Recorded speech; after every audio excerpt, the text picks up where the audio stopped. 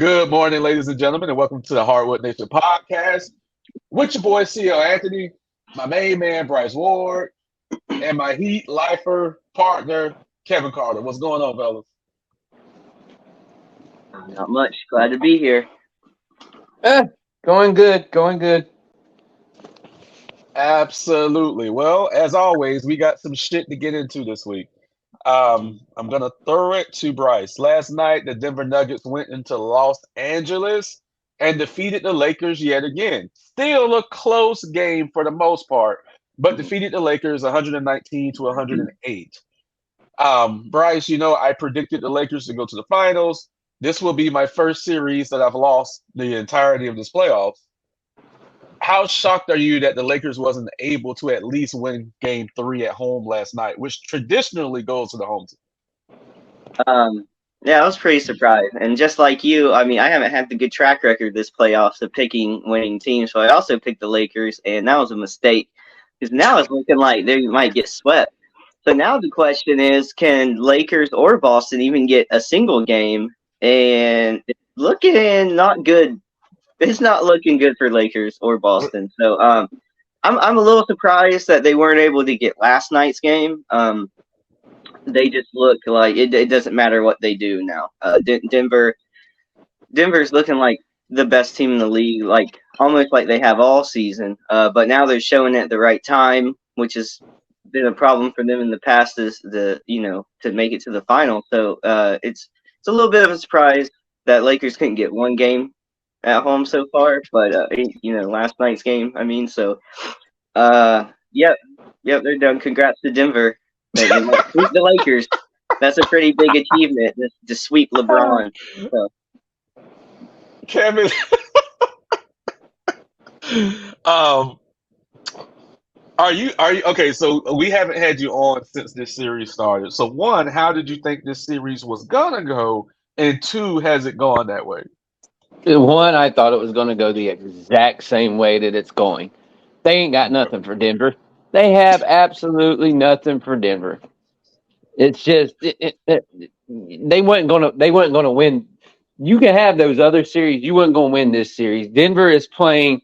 Denver is playing above everybody over in the Western Conference, and it's not even close. They're playing a different brand of basketball, and they had something that they didn't have in the bubble. Everybody's talking about, well, bubble this, dude. There's only like 3 or 4 players on the team still that were there during the bubble, and their second best player was hurt. Yeah. He's not hurt anymore, as they found out last night when he couldn't miss at all whatsoever and was beating them by himself. Like, this is a completely different Denver team, and I knew Denver was going to win this series. With the way Denver's looking right now, do you think anybody can beat them? Because We'll get into that later. We're gonna hold that thought. Yeah, we'll get into that later. Yeah. Sorry, we're gonna hold that thought. So yeah, Jamal Murray actually stepped up and took control of that game in the first half and just continued it throughout. But this is the first time since the bubble that this team has been 100% healthy. We knew Denver was going to always be good, but even the last year you had my boy Michael Porter Jr. out. Jamal Murray was just really coming back and getting back into his self. So this is the first time Denver has been complete in 3 seasons, and there's, with all due respect, I'm going to say they're steamrolling the Lakers, but I just mean by these finals. As far as the Lakers just cannot get over the hump, because even last night, Anthony Davis, 28 points, 11 for 18 shooting. LeBron James, 23 points. Austin Reeves, 23 points. Rui Hachimura, 13 points. I mean, the Lakers had enough, but Denver just has a little more, which is it's disrespectful to say that a team is going to get swept, so I'm not going to say that the Lakers are going to get swept. I do hope the Lakers win game 4. I don't want them to lay down. That's what I don't want. So here you go. You don't have to say it. The Lakers are going to get swept. I'll say it for you. I have no problem at all whatsoever saying the Lakers are going to get swept. And I say it with a big, gigantic smile on my face. And I add this, Bryce. I don't know how much of the series you've watched because I know you have to go to bed early. Um, Denver's having fun. They're not just they're not exerting a lot of force. They're just having fun, just free flowing basketball, just out there chilling, just getting it done. It's They're almost not like go ahead, Kevin. they're not having to play a tough basketball game Right, because the Lakers are not a tough basketball team. right. So they're not having to play this rough and tumble style. Jokic is out there playing old white man basketball. Yeah. They're not they're not having to exert themselves because the teams Mhm. they're playing aren't playing in a way that's making them have to do different things. They're just playing in a flow.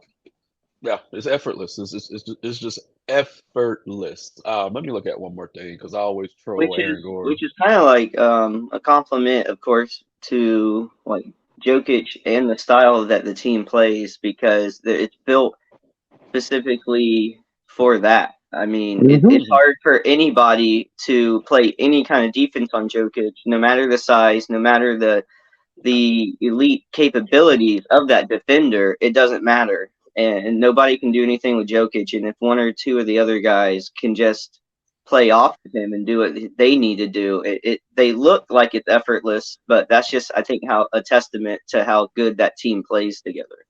Yeah, Mhm. everybody rolls off of him. It's Yeah. easy to do when you get a 7 footer standing at the top of the key and just looking around over everybody because the guy's playing off of him by 6 feet, thinking he's going to drive by him or so. Man, Jokic plays like most old white guys do at the park. He plays the same exact game a lot of the old white people play at the park, but he's just really, really, really, really good at it. And they bite Mhm. on every single little thing that he does all the little things that Mm. are fundamentally sound. He does all of them well. And that's what gives everybody fits. A thing that gives everybody fits in the NBA is somebody that does everything fundamentally sound. We've seen it for years with Tim Duncan. Gave everybody fits, and he didn't do nothing fancy. It's the same thing here with the Joker. He does Right. everything fundamentally sound. It's nothing fancy, and people still bite on it because they can't handle it because they're so used to playing people with a different style of basketball. I'm gonna put something up here on the screen momentarily because I wanted to touch on something that I haven't touched on yet on this podcast, but it's relevant to what we're talking about right now. All right. So, of course, we have the great Stan Van Gundy on the right, but on the left, we have Brendan Malone. And the reason why I put this up is that Brendan Malone was a long-time NBA assistant. I remember him. So, Bryce, he was an assistant for the Magic for a long time as well, the Detroit Pistons. The reason why I brought this up is because this is Mike Malone's dad for the Denver Nuggets head coach. This dude has lived, breathed, and loved basketball for the entirety of his life through his father. His father was never like a head coach for long. He was an interim coach a couple of times. But for Mike Malone to have his team one game away from the NBA Finals, it has to make his dad proud, knowing that his dad was in the NBA for about 30 years. So I just wanted to touch on that because this is one, the Nuggets have never been to the finals. Of course, Mike Malone, who has been a coach at a couple of different stops, has never been to the finals. So kudos to him for leading this team there finally, that they're complete. So we're gonna move along. We're gonna try not to be a homer here.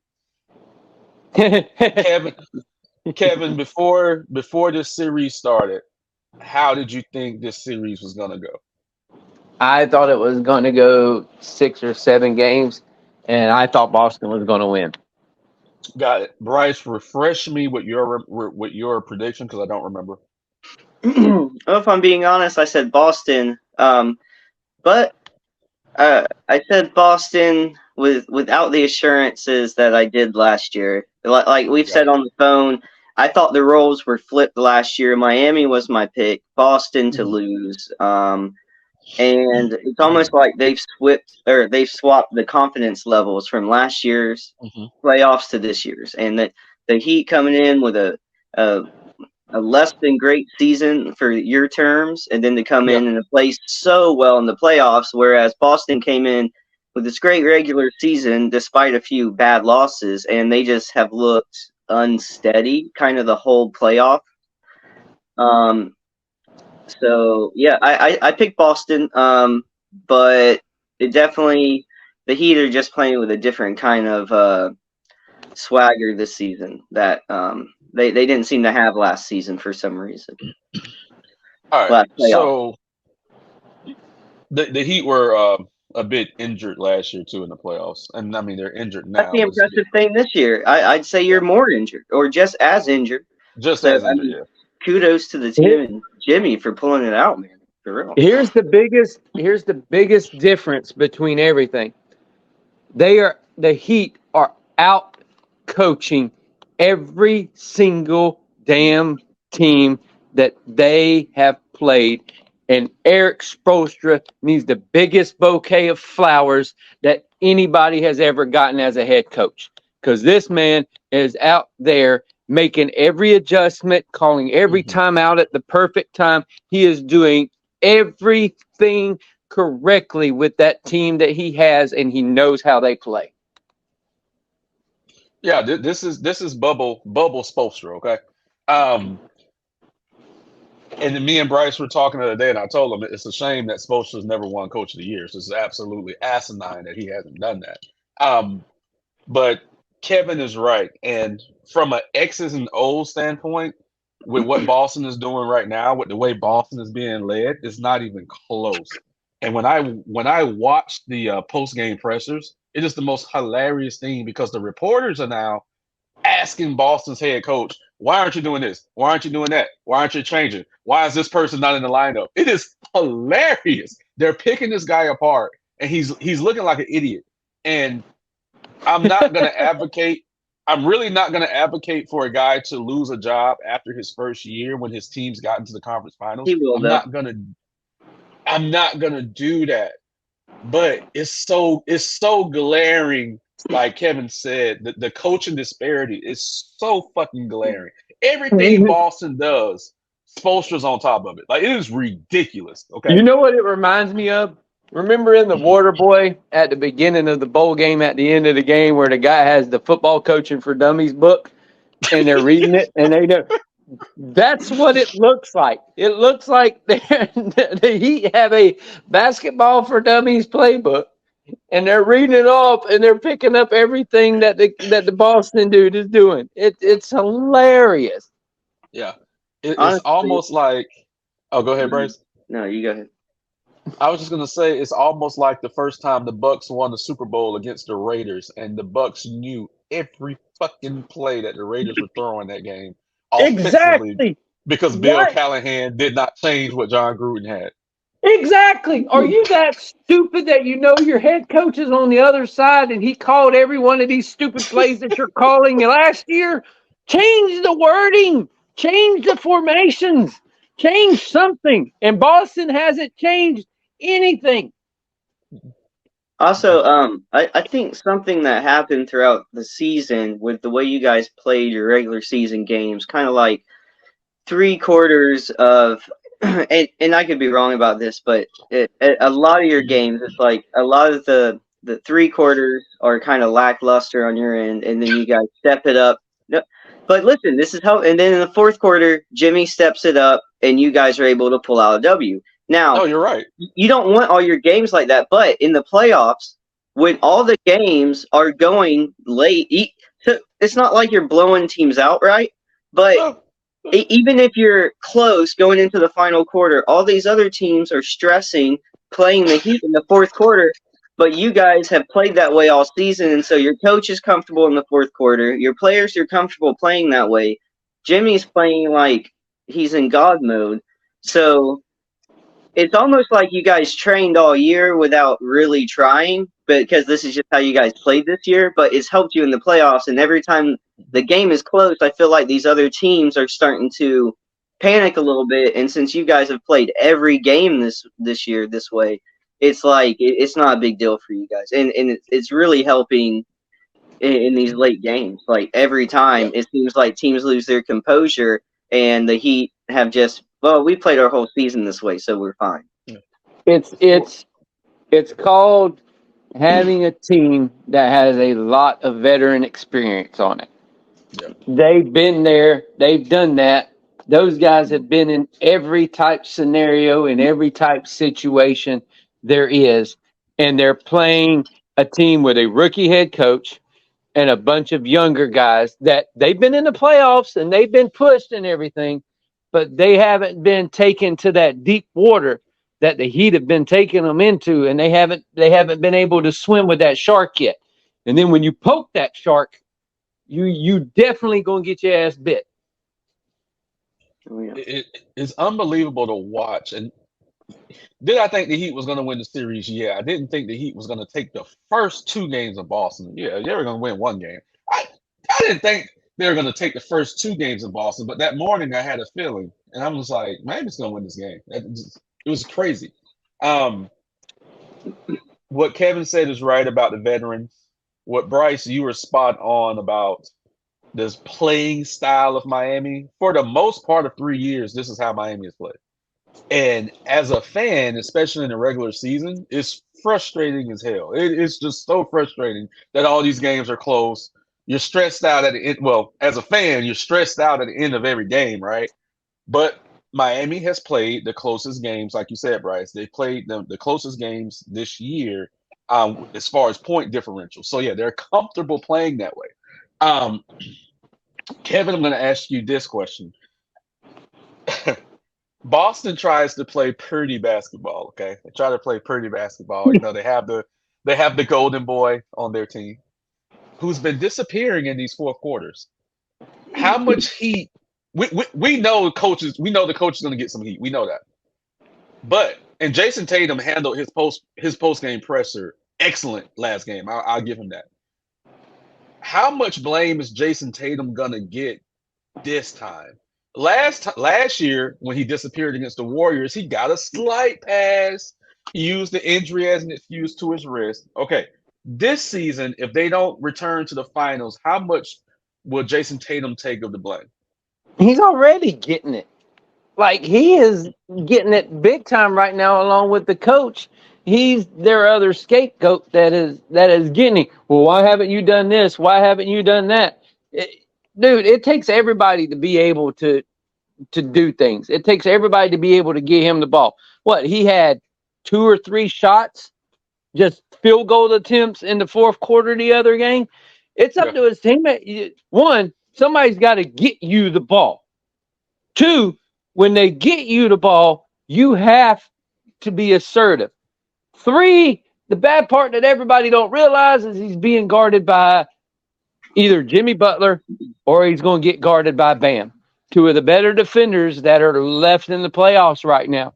They're making it a hard time for him to do anything.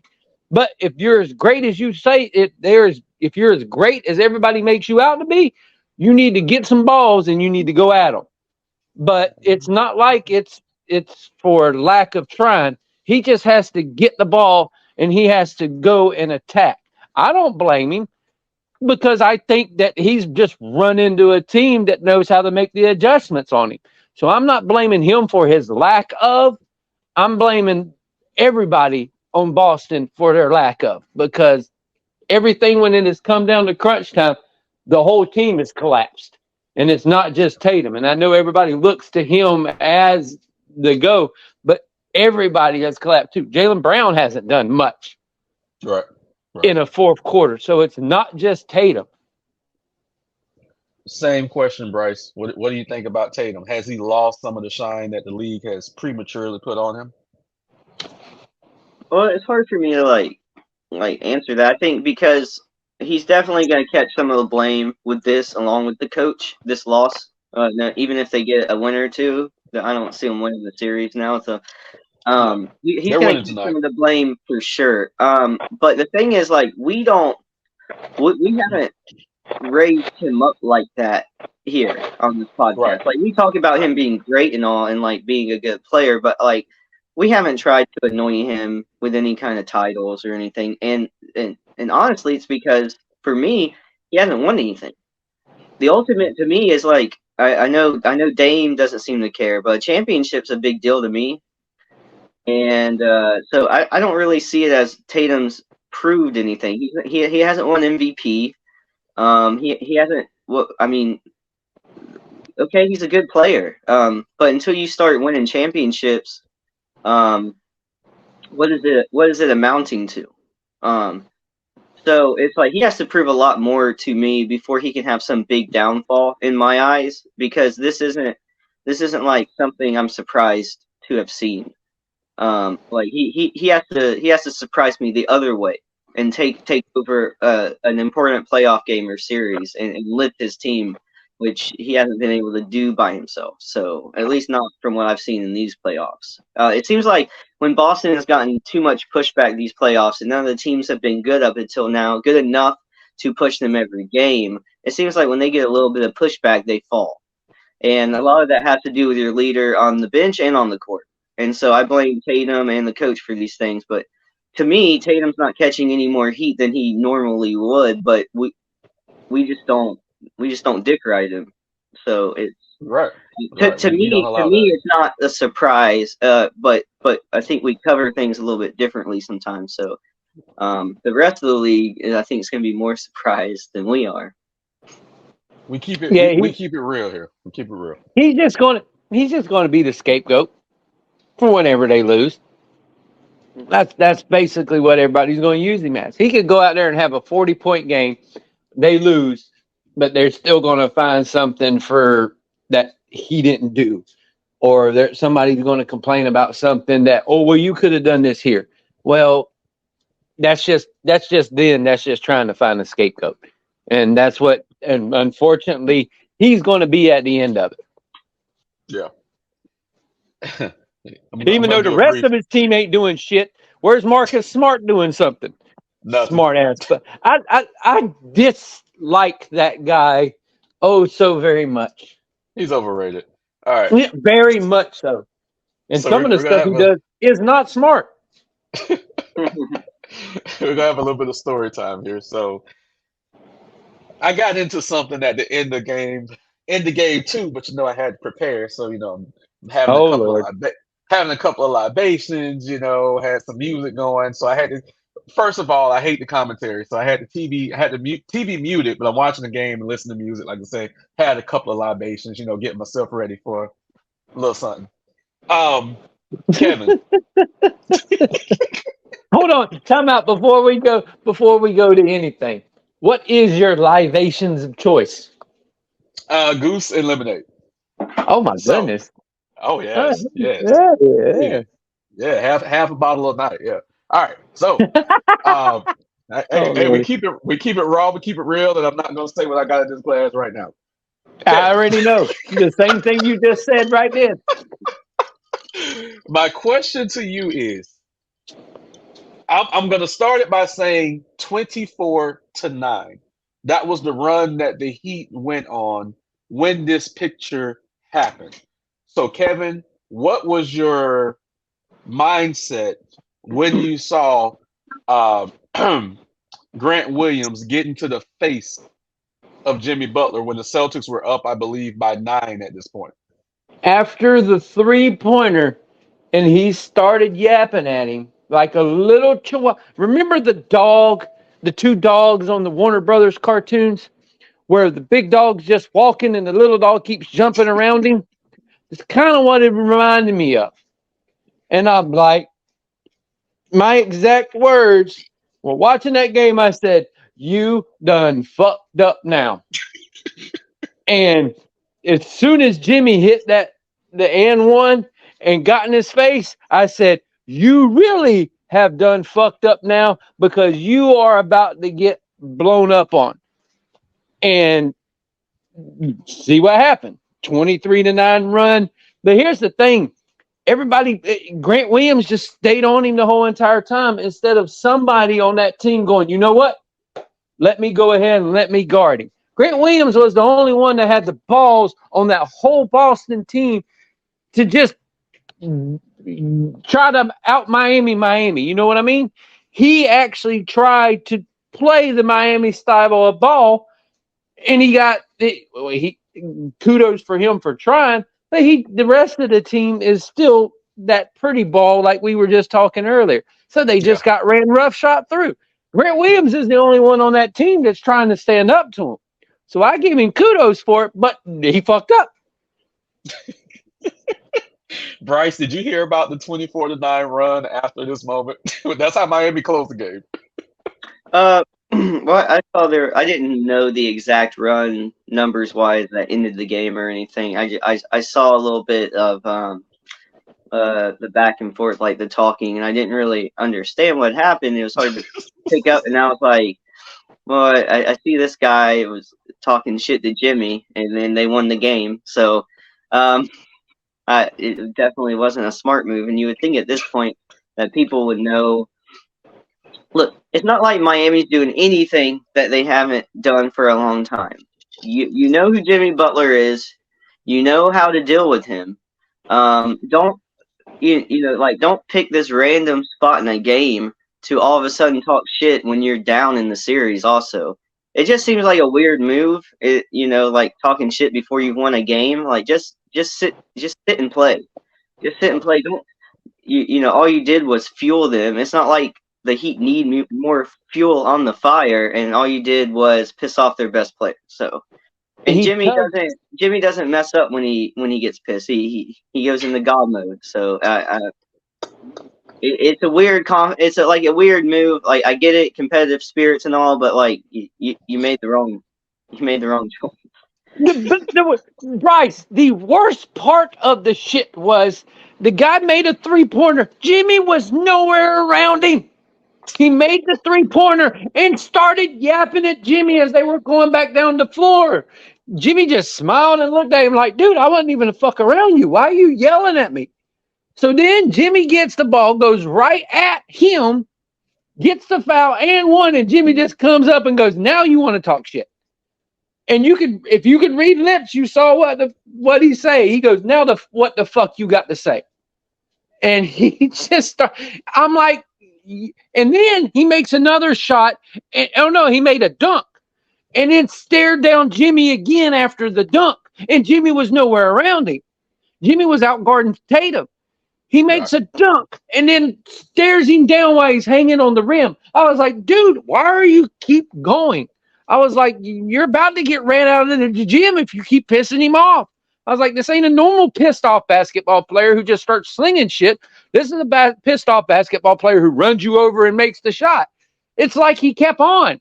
He kept poking the bear until the bear just knocked the holy shit out of him with one paw. A part of that 24-9 run, and we're going to wrap up soon, but a part of that 24-9 run was after that moment, Jimmy Butler went 4 for 5 on Grant Williams. He hunted him on the offense. Exactly. That's what I'm saying. I'm like, are you dumb? I was like, you keep egging it. Like he kept doing it. That's what got on my nerves. Like you made a dunk with nobody around you and you stared him down, even though he wasn't guarding you, knowing good and well you're going to have to guard him on the other end. You're fucked. Like you that was stupid. This tweet I got up here from Draymond Green was fucking hilarious when he says he got to know when to talk and to who Jimmy cooking Grant and now he out. It's like it was fucking fantastic. I want to end the podcast with something. As everyone know, me and Kevin are Heat fans, and we're unapologetic about that. There are some things that can't be measured. So when people talk about heat culture, in the media, whatever, they don't know what the fuck they're talking about. Is heat culture a thing? Yes. But they don't know what heat culture is. They don't know the depth of what heat culture is. You're seeing a team that truly doesn't give a fuck about what anyone thinks.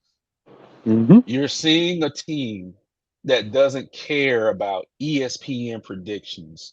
They don't care about who's on the other side of the half court line. You know, Jimmy said the other day, he was like, "Yeah, I see y'all predictions. I don't care. We none of us care. We see it. We don't care."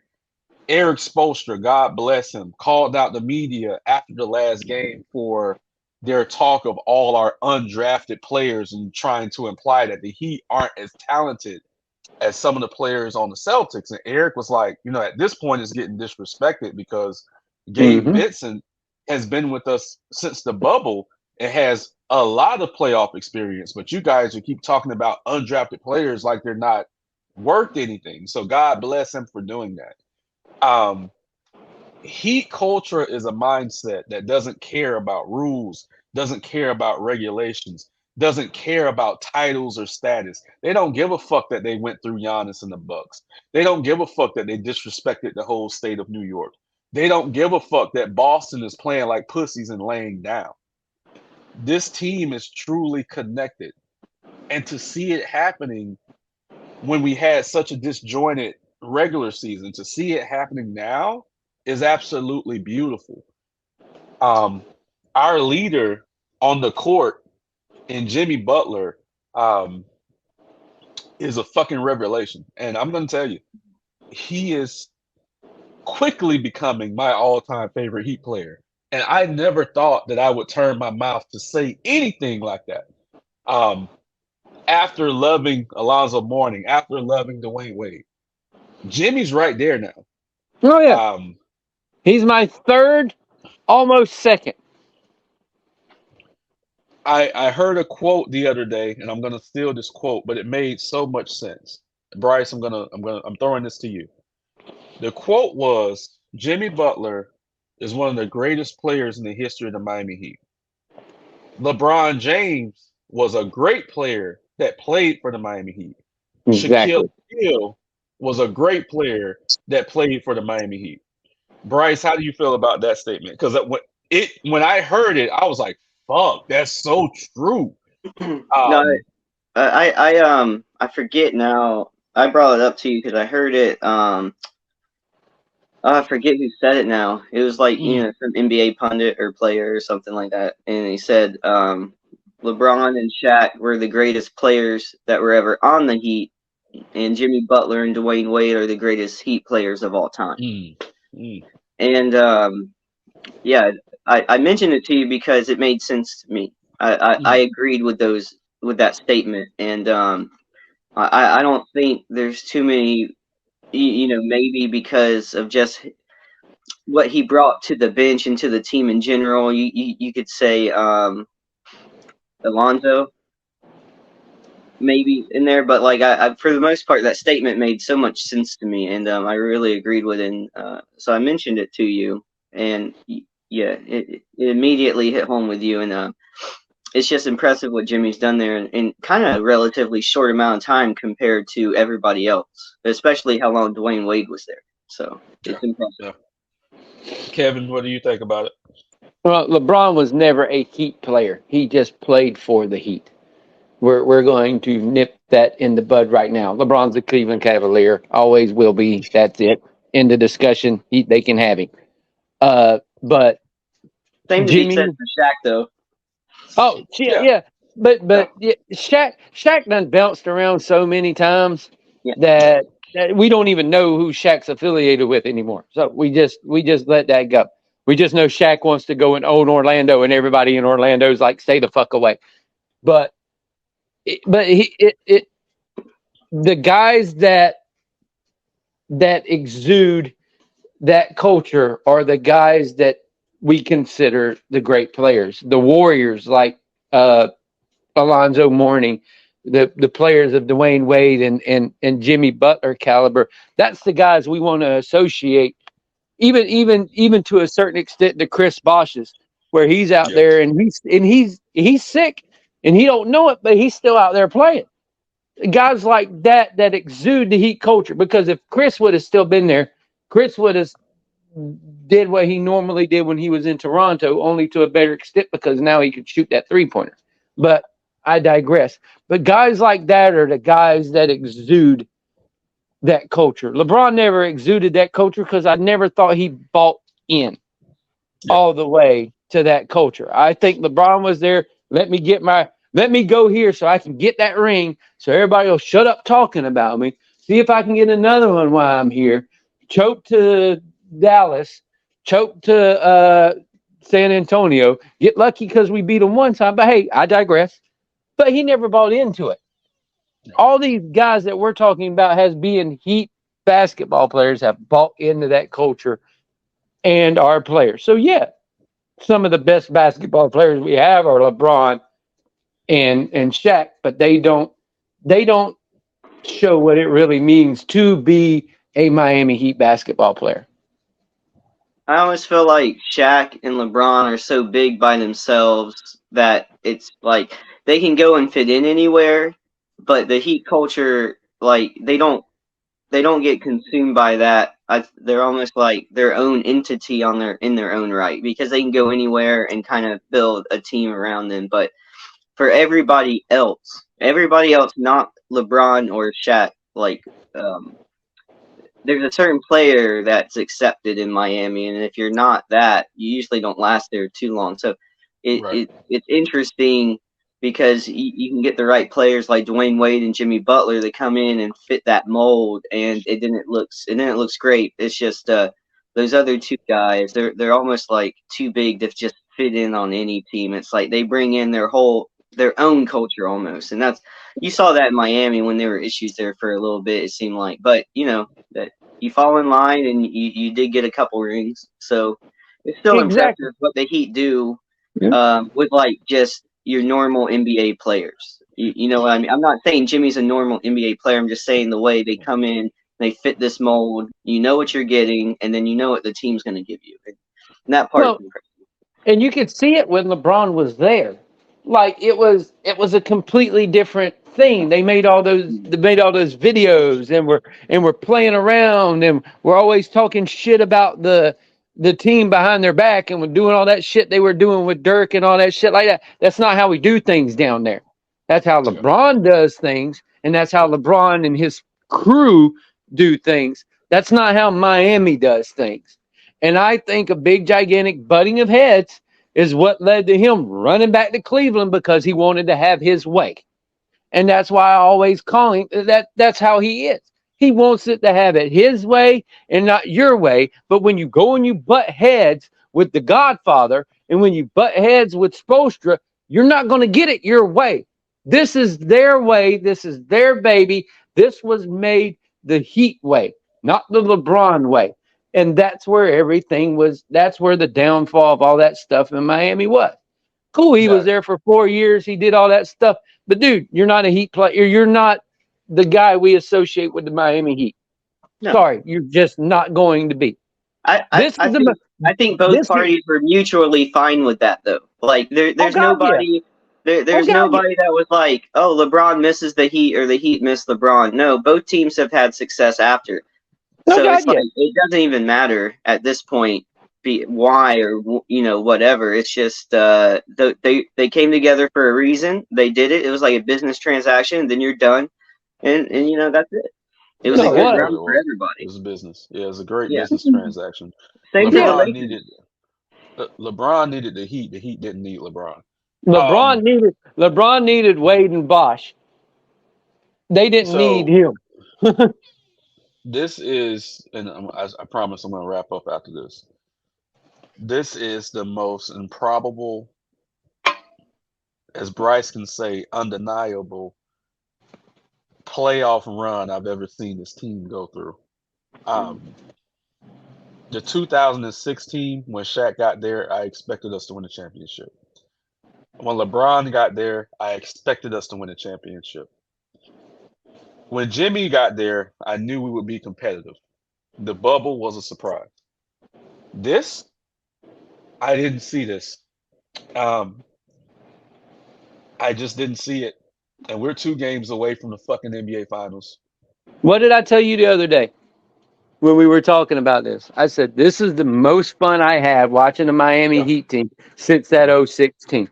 This is the most fun that I've had, just the way they're going about things and doing things, because they're doing things so businesslike, but it looks like they're having a great time doing it.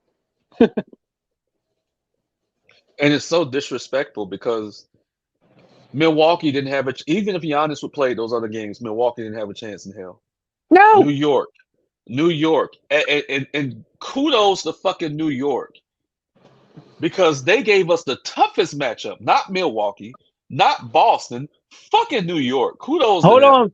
Hold on. You know what I have to say when you Go ahead. mention New York? Yeah, fuck the Knicks. Go ahead. All right. Yeah. So, but to see this pretty ass Celtics team, and to see the dog in Miami, and to see how we're constantly shitting on them, not even game by game, but almost play by play. It's amazing. So It's just Bryce, I'm gonna it's it's go just ahead, Kevin. abnormally fun to watch a team that is full of misfits that nobody else wanted. Jimmy's a misfit. Like it Hmm. or not, Jimmy is a great player. He's a misfit. Nobody wanted him. He couldn't stick anywhere. And then he found his home. To watch all these guys that are undrafted and to play the way they're playing inside of a team that knows their skills, know what they need to do, and they know how to play together. They are them and the Nuggets right now are the two teams that Yep. have meshed the way that you expected them to mesh. The Lakers haven't meshed, but the Lakers have got a bunch of guys that nobody's ever heard of that are stepping up just because they're having to. Because Mhm. their older guys are having problems doing what they usually do. But you have a guy, we always say teams go by how their number two player goes. With the Heat, you never know who the number two player is going to go. Sure, we only got one All-Star and one guy that got snubbed out of the All-Star game, but he wanted a vacation, so I don't blame him. But you just don't know, and that is the fun thing about the Miami Heat is you do not know who's going to hit you upside the head next, and it's just been fun. It's been what it's been has been different than what we're used to in this era of basketball with all these guys shooting threes and doing all this stuff and everything like that, and you having that superstar name. Right now you've got one name to focus on, and that's Jimmy Butler, and the rest it's Jimmy Butler and the Misfits. And they and ain't even that's doing what a good makes job on that. and that's what makes this so much fun. So we're gonna close it with our too early NBA Finals matchup predictions. Bryce, who you got? I think we're all going out on some limbs here. These are a lot Yeah, of limbs. I don't know if I could pick them or not. let's just assume it's Denver's Heat for the sake of the audience. And I'm gonna go with Denver. I don't think Got it. Denver's gonna get beat this. Kevin, who you got? I've got, man, I'm gonna sound like a homer, He would but have I said got Heat if he was sure of it, but he knows Denver's gonna beat them. no. I was chewing on some fucking candy. That's why I didn't say Took my anything right chance. now. Took my But chance. here, Bryce, if you think I wasn't sure, the goddamn Miami Heat are gonna win this shit in 6 games. I'm not convinced. I'm gonna say the Miami Heat are gonna win, and I'm gonna say this for one reason because Jimmy Butler said if he got back to the finals, we wasn't losing again. And I'm not gonna bet against Jimmy Butler right now. I'm just not gonna do it. Denver has never been no player on that team that's any player of significance has ever been to the finals. Um, I'm not. I think I can't remember which commentator said this the other day, but I'm going to close the podcast with this. Lock Jimmy in a room in the dark with any other NBA player. Give him 5 minutes, and I think Jimmy Butler's going to be the player that's coming out of there. I don't give a fuck who it's against. I'm not betting against Jimmy. The Heat are going to go to the finals. The Miami Heat are going to win the finals this year, and I'm going to disappear. Y'all will not see me. I'm literally going to disappear because I'm just going to soak it in all off season. When y'all see me again, I might be like 400 pounds. Okay, I'm telling you. The Miami Heat are going to win the championship. So we're gonna close it with that. Kevin, tell the folks where they can find you at. You can find me at Kevin C 2415. If the Miami Heat do win the championship, it's going to change to CL is now 400 pounds. When Denver wins, we're gonna have to talk about Jokic's all-time great playoff Yes, performance. yes, and I love Denver. It's no disrespect to Denver, but I I did just too. think, I gotta play devil's advocate on here with the two yeah, Heat. yeah. I No, I just as you said all year, Bryce, when you use your that word undeniable, I just think Jimmy's undeniable at this point. Um, we would like to thank all our fans for following us. We got a new subscriber this week. Thank you, Bay. Um, I'm overcome with emotions right now, so forgive me. Please like, subscribe, and share our content. Drop comments below. We always respond. Everyone be safe, and we are out.